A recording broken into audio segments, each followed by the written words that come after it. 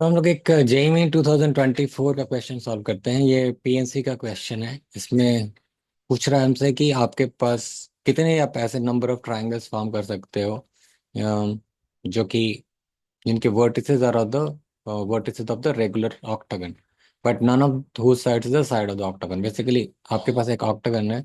Octagon के जो vertexes हैं, वर्टिसेस हैं, जो भी हैं, आपके जो वर्टिसेस हैं इसके ऑक्टागन के, उसमें क्या है इनका कंडीशन कि आपके पास ये जो A B C D E F G H, आपके पास यहाँ पे जो इसके वर्टेक्स हैं वो आपको चूज करके एक ट्राइंगल बनाना है।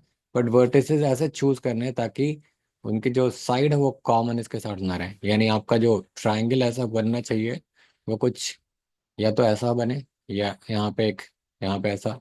ठीक है, कुछ आप ऐसा ट्राइंगल बना सकते हो। ठीक है, तो यहाँ पे अगर आपने ऐसा ट्रायंगल बनाया तो ये एक साइड कॉमन हो जाएगा, तो ये ट्रायंगल तो नहीं बनने वाला। ठीक है, यानी आपको कुछ ऐसा ट्रायंगल बनाना पड़ेगा जिसमें कोई भी साइड इनके ऑक्टागन के साइड के साथ कॉमन नहीं आ रहा है।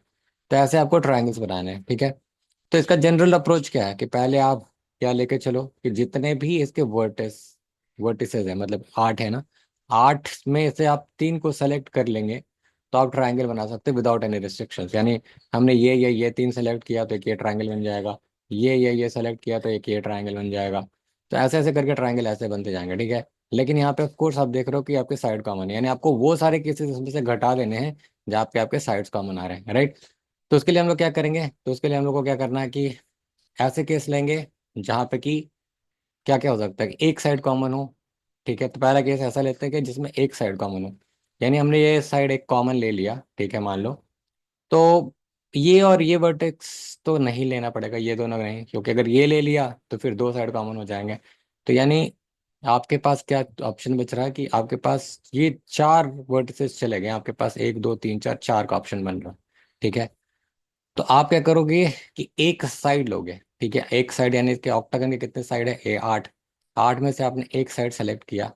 आपने जैसे एक साइड सेलेक्ट किया तो आपके पास 4 जो वर्टिसेस उड़ गए, आपके पास बचा एक।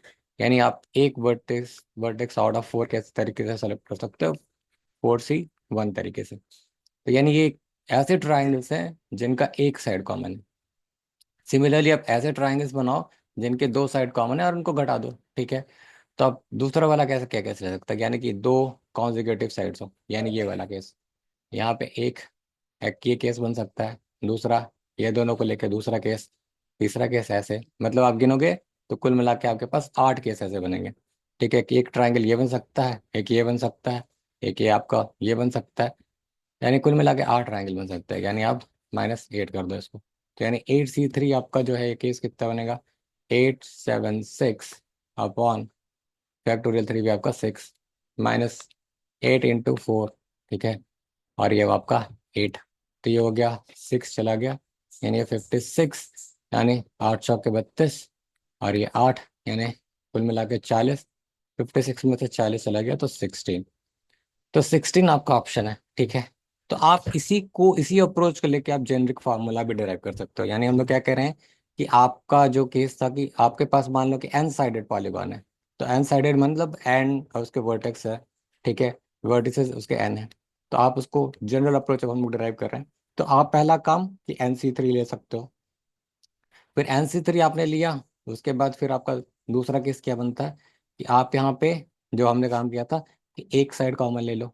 ठीक है, एक साइड कॉमन लिया मतलब आप ऐसे करके एन साइडेड पॉलीगॉन है तो एन साइड हो सकते हैं, उसमें एन में से एक चूज कर लिया। फिर आपने जैसे ही चूज कर लिया तो आपके पास 4 वर्टेक्स उड़ जाते हैं, क्योंकि ये एक दो इसमें का, एक ये वाला और एक यहाँ वाला, मतलब तो यानी आप N-4C1। तो ये आपके कुल मिला के ऐसे केसेस बन गए जिसमें एक साइड कॉमन है। फिर -N, यानी आपके पास दो साइड कॉमन वाले केस में बनेंगे ऐसे ट्राइंगल, एन ट्राइंगल्स बनेंगे, जहाँ पे 8 बने थे यहाँ पे एन। तो आप इसको डिराइव करोगे तो आपका ये फार्मूला, मतलब आपको सिंप्लीफाई कर सकते हो इसको। फिर ये आपका हो जाएगा N × N-4 × N-5/6। ठीक है, उसको कुछ लोग डायरेक्ट फार्मूले के तौर पे भी याद करते हैं।